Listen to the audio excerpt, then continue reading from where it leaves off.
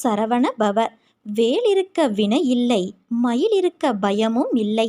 வரும் காலம் உனக்கு நிச்சயம் சிறப்பாக இருக்கும்.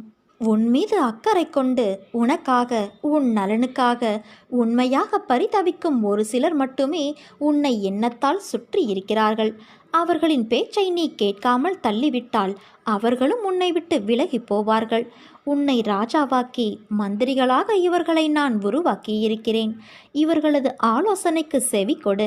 இது சரியான ஆலோசனையா தவறானதா என்பதை தெரிந்து கொள்ள முடியாத போது என்னை நோக்கி கூப்பிடு. உன் மனதில் இருந்தபடி சரியான பாதையை நான் சொல்வேன். அதை பின்பற்றி உன் வாழ்க்கையை நடத்தி வந்தால் வெற்றி மேல் வெற்றி பெறுவாய். இந்த வெற்றி உனக்கு நன்மையானதாகவும் உன் தலையை அலங்கரிக்கின்ற ராஜமுடியாகவும் இருக்கும். நீ பிறரால் போற்றப்படுவாய். உன் வருத்தம், கஷ்டம் அனைத்தும் பிறரது பாராட்டுக்கும் உன் மேன்மைக்கும் காரணங்களாக அமைந்துவிடும். ஆலோசனைகளை கேட்காத இதயம் குருடானது. அவர்களை திருத்த மகாதேவன் வந்தாலும் முடியாது. அன்பு குழந்தையே, முதலில் வாழ்க்கையை நினைத்து பயப்படுவதை நிறுத்து. பயம் புத்தியை மழுங்க வைத்துவிடும். பயம் எதிர்மறை எண்ணங்களை உருவாக்கும். அதனால் நீ எதற்கும் பயப்படாதே, கலங்காதே. நம்பிக்கையோடும் பொறுமையோடும் உன் கடமைகளை செய். நிச்சயமாக இந்த நிலை மாறி நீ வாழ்வில் வெற்றி பெறுவாய் என் குழந்தையே. உன் எண்ணத்தில் என்னை வைத்து நீ தொடங்கும் அனைத்து செயல்களும் நிச்சயம் கைகூடும். உன் முயற்சியை நீ என்றும் கைவிடாதே. உன் முயற்சிக்கான பலனை நீ விரைவில் பெறுவாய். உனக்கு என்றும் பக்கபலமாக நான் இருந்து உன்னை வழி நடத்துவேன் குழந்தையே. உன் கவலைகளை மறந்து மகிழ்ச்சியோடு உன்னை வாழ வைக்க உன் தந்தையான நான் உன்னிடம் வருகின்றேன். இனி உன் வாழ்க்கையில் அற்புதங்கள் பலவற்றையும் காணப்போகிறாய். வாழ்க்கையில் எந்த நிமிடம் என்ன நடக்குமோ என்று பயந்து பயந்து வாழ்வதை விடுத்து எல்லாம் உன் தந்தையான நான் பார்த்து கொள்வேன் என்று நீ நிம்மதியாக இரு. நானே உன்னை என் கைகளில் தாங்கி செல்கின்றேன். உன் எண்ணங்களும் விடாப்பிடியான கருத்துக்களும் உன் கவலைகளும் உன்னை நீயே காப்பாற்றிக் கொள்ளலாம் என்னும் நினைப்பும்தான் உன்னை தடுமாறு செய்கின்றது. லௌகிகமோ ஆன்மீகமோ எதை வேண்டினாலும் சரி, என்னை பார்த்து தேவா நீங்கள் மனம் வையுங்கள் என ஒருவன் சொன்னால் என்னால் செய்ய முடியாத காரியங்களே கிடையாது. பிறகு அவன் தன் கண்களை மூடிக்கொண்டு நிம்மதியாக உறங்கலாம். என் மீது முழுமையாக நம்பி வேண்டினால் மட்டுமே உனக்கு வேண்டியது எல்லாம் நிறைய கிடைக்கும். உனக்கு வலிக்கும்போது உன் விருப்பத்திற்கு தக்கவாறு மட்டுமே நான் அதில் ஈடுபட வேண்டும் என நீ நினைக்கின்றாய். என்னை நம்பாமல் உன் தேவைக்கு நான் வளைந்து கொடுக்க வேண்டும் என எண்ணுகிறாய். நோய்வாய்ப்பட்டு இருக்கும்போது ஒரு மருத்துவரிடம் தனக்கு வேண்டியவாறு சிகிச்சை அளிக்கும்படி கேட்கும் நோயாளியைப் போல இருக்காதே. அப்படியில்லாமல் கஷ்டமான நேரங்களில் கூட தேவா இந்த பிரச்சனையை தந்ததற்காக உன்னை வாழ்த்தி வணங்குகிறேன். நீ விரும்பும் வண்ணம் இதற்கான தீர்வை இந்த துயர் மிகுந்த தற்காலிக வாழ்வில் நீ அளிக்க வேண்டும் என வேண்டுகிறேன். எனக்கு எது நல்லது என உனக்கே தெரியும் என வேண்டு. சில நேரங்களில் கஷ்டங்கள் குறைவதற்கு பதிலாக அதிகமாகுவதாக உணரும் போதும் அதற்காக பதட்டப்படாமல் கண்களை மூடிக்கொண்டு தேவா உன் விருப்பமே நிகழும், நீயே அதை எண்ணுவாயாக என பிரார்த்தனை செய். அப்படி நீ செய்யும்போது தேவையான நேரத்தில் ஒரு அதிசயத்தை நான் நிகழ்த்தி காட்டுவேன். நீ ஜெயிக்கப் போகிறாய் என் குழந்தையே. ஆனால் அது தெரியாமல் நீ கவலைப்பட்டு கொண்டு இருக்கிறாய். நம்பிக்கையோடு இரு. நான் உன்னோடுதான் இருப்பேன், எப்போதும் இருப்பேன்.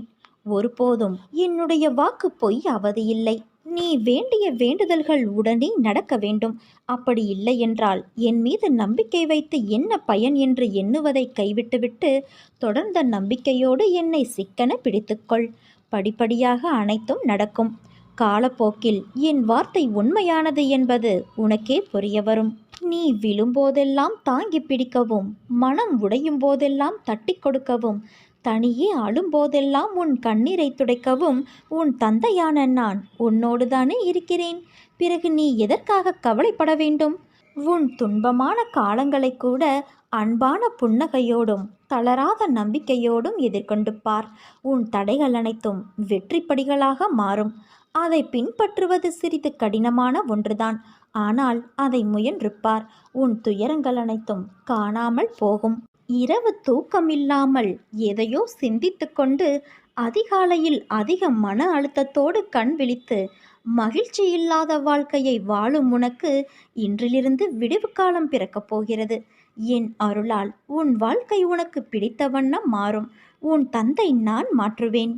உன் வாழ்க்கையில் நடக்கின்ற அனைத்தும் சூறாவளி காற்று போல உன்னை பந்தாடுகிறது என்ற உன் கதறல் என் காதில் எப்படி விழாமல் இருக்கும்? உன்னை விட்டு நான் எங்கே செல்வேன்? என் பிள்ளையின் இதயத்தில்தான் என் உயிர் வாழ்கிறது. அப்படி இருக்கையில் நான் எப்படி வெளியேறுவேன்? நான் உன் இதயத்தில் இருப்பதை அறியாமல் இல்லை. கவலைகள், சோகங்கள், வேண்டாத எண்ணங்கள் என்று எல்லா எதிர்மறைகளையும் உள்ளே வைத்துக்கொண்டு இருக்கிறாய். ஏற்கனவே உன் இதயத்தை துன்பங்களால் நீ நிறைத்து வைத்துள்ளாய். அது போதாது என்று நடக்கும் எல்லா நிகழ்வுக்கும் எதிர்மறை எண்ணங்கள் வேறு உனக்கு உதித்து கொண்டு இருக்கிறது. ஒன்றை தெரிந்து கொள். எதிர்மறை எண்ணங்கள் என்பது காந்தக்கல் போன்றது. அதன் தன்மையே எல்லா எதிர்மறைகளையும் அதனுள் ஈர்ப்பதுதான். அதன் பிடியில்தான் கர்மா என்ற வினைகள் சிக்கி அதில் தோன்றும் எண்ணங்களால் உன்னை தோல் தூளாக்கி உன் புத்தியை சிதற செய்கின்றது. அதன் கையில் உன்னை சிக்க விடாமல் உனக்குள்ளே இருந்து கொண்டு நான் யுத்தமிட்டு கொண்டு இருக்கிறேன். உன் இதயத்தில் நான் வாழ்ந்து கொண்டு இருக்கிறேன். அதன் பொருட்டுதான் உன் இதய துடிப்பின் ஓசையாய் உணர்த்துவதற்கு முயற்சி செய்கின்றேன். ஆனால் நீயோ ஓசை கேட்டும் உன் பிரச்சனைகளை அந்த ஓசைக்கு எதிர் ஓசையாய் ஒலிக்கின்றாய். பிறகு எப்படி என்னை முழுவதுமாக நீ உணர்வாய்? உன் மனதில் துன்பம் என்ற திரையை வைத்து போத்தி வைத்துள்ளாய். அதை முதலில் தூக்கி எறி. முதலில் வாழ்க்கையை நினைத்து பயப்படுவதை நிறுத்து. பயம் புத்தியை மழுங்க வைத்துவிடும்.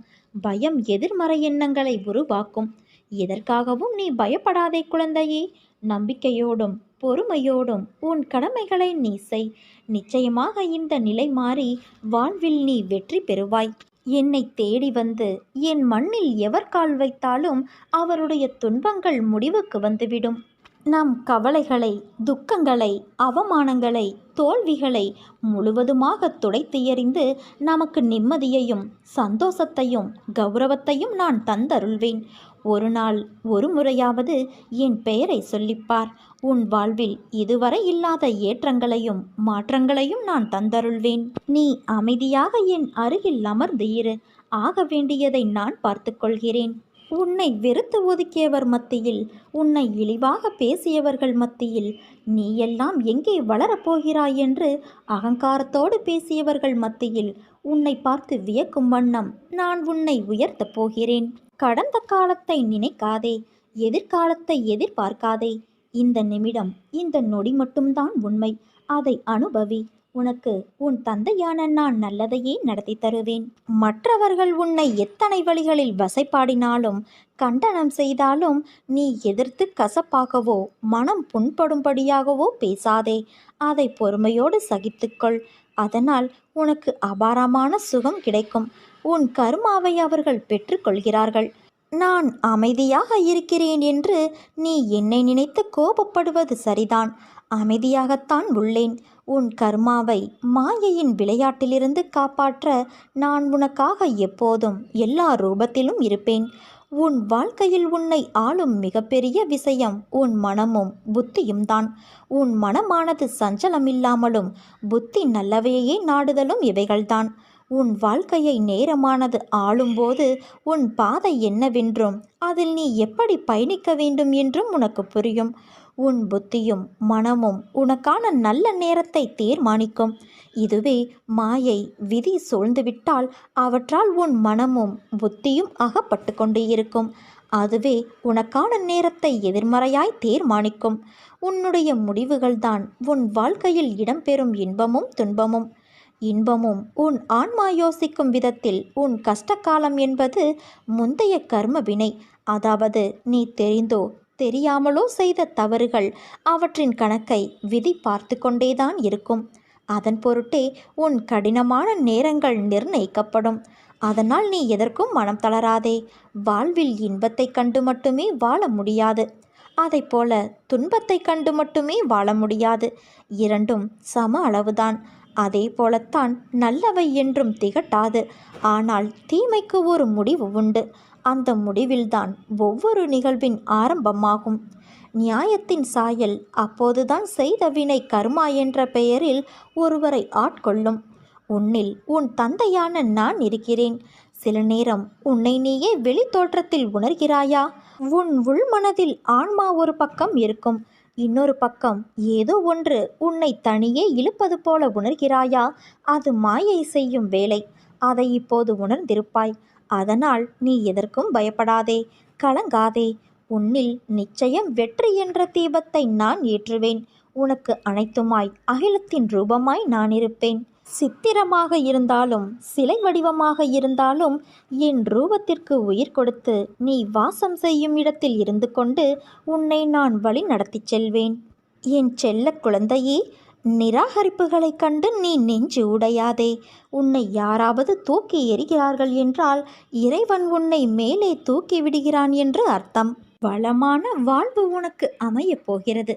அதற்குத்தானே உன் வாழ்வில் இத்தனை போராட்டம். அதை வேண்டித்தானே நீ என்னிடம் வந்துள்ளாய். வளமான வாழ்வு உனக்கு நான் ஏற்கனவே அமைத்து தந்துள்ளேன். அதை உன் நேர்மறை எண்ணத்தால் நீ ஈர்க்க முயன்றால் நிச்சயம் நீ வெற்றி காண்பாய். வளம் அனைத்தும் நிச்சயம் நீ பெறுவாய். நீ எதை நல்ல மனதோடு தேடுகிறாயோ அது உன்னை வந்து சேரும். நீ என் திருவடியை பிடித்து விட்டாய். ஒவ்வொரு நாளும் எது மாறினாலும் உன் கவலை தரும் எண்ணங்கள் மாறாமல் இதுவரை உன்னை வாட்டியது. இனி அவை கொஞ்சம் கொஞ்சமாக குறையும். முன்னேற்றமான காலம் மீண்டும் ஒரு முறை ஆரம்பிக்கப் போகிறது. உன் நம்பிக்கையை உன்னை ஒவ்வொரு நாளும் காப்பாற்றப் போகிறது. உன் வாழ்க்கையில் நடக்கும் விஷயங்களும் இப்படி நடப்பதற்கு உன்னுடைய அவசரமான முடிவும் தான் காரணம். கொஞ்சம் நிதானமாக யோசி, பொறுமையாக இருந்து முடிவு செய். ஒருவர் உன்னை கஷ்டப்படுத்தினால் அவர்களை விட்டு நகர்ந்து விடு. அவர்களுக்கு எந்த பதிலையும் நீ சொல்லாதே. அப்படி நீ பேசினால் உன் மனம் ஏற்கனவே வலியால் இருக்கும். அந்த வலி உன் மனதை இறுக்கி வார்த்தைகளால் அதை வெளிப்படுத்தும். அது கோபமாக காட்சியளிக்கும். அது உன் தவறு இல்லை, ஆனால் அது கோபமாய் வெளிப்பட செய்யும். கோபம் தவறு அல்ல, அது அடுத்தவர்களை வார்த்தைகளால் காயப்படுத்துவதுதான் தவறு என்று உன் தந்தையான நான் கூறுகிறேன். உன்னை அவர்கள் கோபத்துக்கு உரியவர் என்று சித்தரித்து உன்னை விட்டு போய் விடுவார்கள். உனக்கு கெட்ட பெயர் ஏற்படும். அதனால்தான் சொல்கிறேன், கோபம் வரும் நேரம் என் நாமத்தை உச்சரி. அது உன் மனதை சரி செய்யும். நான் இப்படி நடந்து கொண்டேன் என்று என்மேல் கோபமா என்றுதானே கேட்கிறாய்? என் செல்ல பிள்ளையின் மீது நான் எப்போதும் கோபப்பட மாட்டேன். என் உயிராய் உன்னை நினைக்கின்றேன். அப்படி இருக்கையில் உன்னை எப்படி நான் கோபத்தால் காயப்படுத்துவேன்? என்றும் என் பிள்ளையிடம் நான் கோபப்பட மாட்டேன். ஆனால் அவர்கள் உன்னை தனித்து காயப்படுத்தினார்கள் என்பதற்காக நீயும் அவ்வாறு நடந்து கொண்ட விஷயம்தான் எனக்கு வருத்தம் அளிக்கிறது. உனக்கும் அவர்களுக்கும் வித்தியாசம் இருக்கிறது. அவர்கள் உன் மனதில் வலியை ஏற்படுத்தியவர்கள்தான். அது எனக்கு நன்றாக தெரியும். உன் மனதை ரணமாக்கி விட்டார்கள். எனக்கு உன் வலி புரிகிறது குழந்தையே. உன் ரணத்திற்கு உன் தந்தையான நான் மருந்து தருகிறேன். எனக்கு என் பிள்ளை மற்றவர்கள் போல பழிக்கு பழி என்று இருத்தல் கூடாது என்பதுதான் என்னுடைய முழுமையான குறிக்கோள். உனக்காக உன்னை எல்லாவுமாய் பாதுகாத்து நான் அன்பால் அரவணைப்பேன். அதனால் நீ எதற்கும் பயப்படாதே, கலங்காதே. உன்னில் வெற்றி என்ற தீபத்தை நான் ஏற்றுவேன். என் தங்கமே, உன்னை எல்லோரும் தூக்கி எறிந்து விட்டார்களே என்று கலங்காதே, கவலை கொள்ளாதே. அவர்களுக்கு எல்லாம் தெரியாது என் உயிரான அன்பு குழந்தையை தூக்கிவிட என்றும் உன் தந்தையான நான் இருக்கிறேன் என்று. நீ நம்பிக்கையோடு இரு, நல்லதே நடக்கும். நீயாக என்னை தேடி வரவில்லை. எந்த தெய்வத்திடம் நம் கஷ்டங்களையெல்லாம் சொல்லி அழுவது என்று நீ மருகி நின்றபோது நான் இருக்கிறேன் என்று திருவிழாவில் தொலைந்த குழந்தையை தேடும் தாயாய் நான் தான் உன்னை தேடி வந்தேன். அந்த அளவிற்கு நான் உன்னை நேசிக்கின்றேன். உன் பூர்வ புண்ணியம் மிகவும் பெரியது என் குழந்தையே. உன் மூதாதையர்கள் உன் தாய் தந்தை செய்த புண்ணியங்கள் நிறைய இருக்கிறது. அதனால்தான் நான் உன்னை தேடி வந்தேன். நான் உன்னோடு எப்போதும் இருக்கையில் நீ எதற்குமே கலங்கக்கூடாது. உனக்கு வேண்டியதை நான் செய்வேன். என் குழந்தைகளின் நல்வாழ்வுக்காகவே அவதரித்து வந்தவன் நான். நீயோ நான் தேடி கண்டுபிடித்த புதையல். இந்த புதையலை திரும்பவும் மண்ணில் வீசி எறிய நான் விடமாட்டேன் குழந்தையே. என் குழந்தையான உன்னை கண்ணின் மணியாக பாதுகாப்பேன். நம் வாழ்க்கையில் நிகழும் தருணங்கள் எல்லாம் வெற்றியாகவும் இருப்பது இல்லை, தோல்வியாகவும் இருப்பது இல்லை. வெற்றிகள் நிலைத்து இருப்பது இல்லை, அதேபோல தோல்விகளும் நிலைத்து இருப்பது இல்லை. வெற்றி என்றும் சந்தோஷம் தரும். ஆனால் அந்த சந்தோஷம் வாழ்க்கை முழுவதும் கிடைக்கும் என்று எதிர்பார்க்காதே. அதேபோல தோல்விகள் கஷ்டத்தை தரும். அதுவும் நிரந்தரமாக வாழ்வில் நிகழ்வது கிடையாது. வெற்றியில் ஆணவத்தை காட்டாதே. அதேபோல தோல்வியில் விரக்தியை காட்டாதே. ஏனென்றால் இரண்டுமே வாழ்க்கையல்ல. ஜெயிப்பவர்கள் தோற்பார்கள், தோற்பவர்கள் ஜெயிப்பார்கள். அதிலிருந்து என்ன பாடம் கற்றுக்கொள்கிறாய் என்பதுதான் உண்மையான வாழ்க்கை. அதன் வெற்றி பாதை உனக்கு தெரியும். பாதை தெரிந்தால்தான் சேரும் இடமும் சரியாக அமையும்.